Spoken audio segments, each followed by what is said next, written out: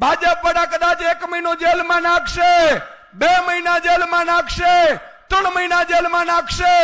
મિત્રો, આપણે જેલથી ડરવાનું નથી, જેલથી બીવાનું નથી. અમારો વારો આવી જાત. હમણાં આ બધું થયું કડદાકાંડ, એમાં મને તો ડિટેન કરી લીધો હતો, નહીં તો હું અત્યારે જેલમાં હોત. એનાથી આપણે બીવાનું નથી. આપણે જેલમાંથી બીક કાઢી નાખીએ એટલે ભાજપનું દોડું થઈ જાય. તમે જુઓ, ઘણા લોકો આપણે આમ આદમીમાં નથી જોડાતા. શું કામ? તમારા સગા સંબંધી હશે, ભાજપમાં મજબૂત નેતા હશે. આપણે કેવું, ભાઈ આવી જાય ને આપમાં, તો કાલે મને જેલમાં નાખી દે.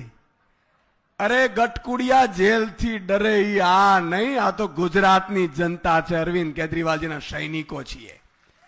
આપણે જેલથી ડરવાનું નથી, પણ જેલમાં જેટલો જાઓ. આજે ચેતરભાઈને 2 વખત જેલમાં નાખ્યા છે. આપણે હિસાબ કરીને રાખ્યો છે.